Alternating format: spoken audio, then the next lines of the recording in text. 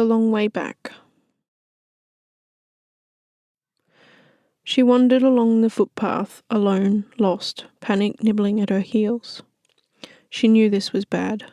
She knew this was not going to end well, and yet, here she was, still walking, still breathing, still lost. The forest did not look dangerous, that was the worst part. The trees stood tall and ordinary, their trunks darkened only by damp. The ground was solid beneath her boots. The path still existed, narrow but visible, winding gently between roots and low ferns. If she had not been afraid, she might have thought it was peaceful. Darkness came sooner than it should have.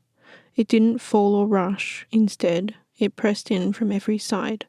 Colours softened, greens dulled to grey. The space between the trees seemed to close, not by movement, but by attention. She told herself it was just mist. The air changed quietly, breathing took effort, not painful but heavy, like drawing air through thick cloth.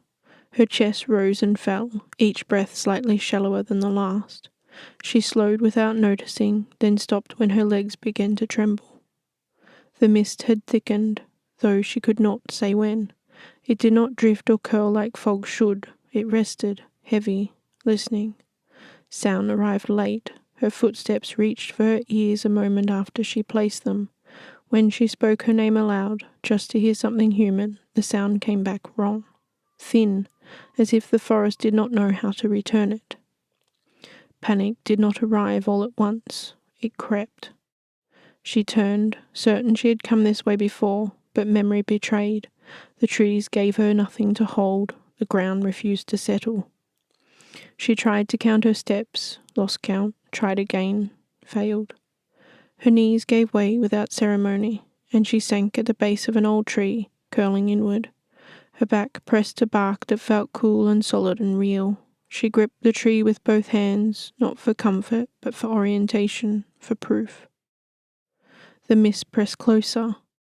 Not cruel, not angry, simply too much. She understood dimly, without language. Staying here would end her. It would not be loud or borrowed, only certain.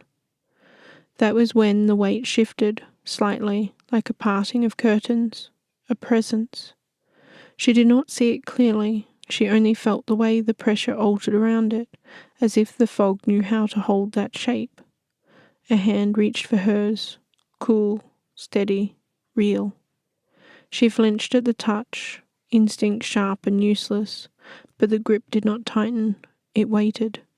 When she finally let her fingers close around it, the relief was immediate, not because the mist eased, but because something else anchored her. The presence did not speak. It turned gently and began to walk. She followed because there was nothing else to do. Each step was effort.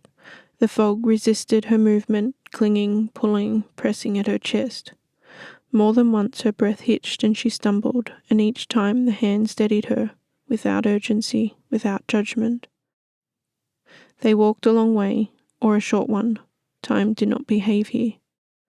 Gradually, almost unnoticed, the pressure lessened. The air grew thinner. Sound returned properly.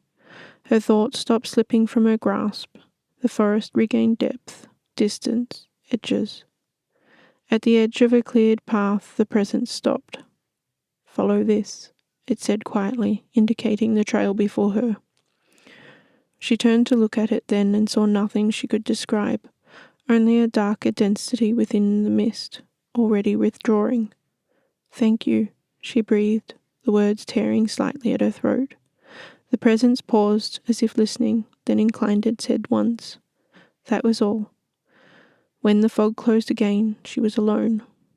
She stood there for a long moment, breathing air that no longer fought her. Her hands shook, her heart still raced. Eventually, she stepped onto the path. She made it home by dawn. Later, when she told the story, people laughed softly and said she had panicked, that forests played tricks on tired minds, that mist was just mist. She did not argue, but sometimes, when fog presses low against the world, she remembers the weight of that hand.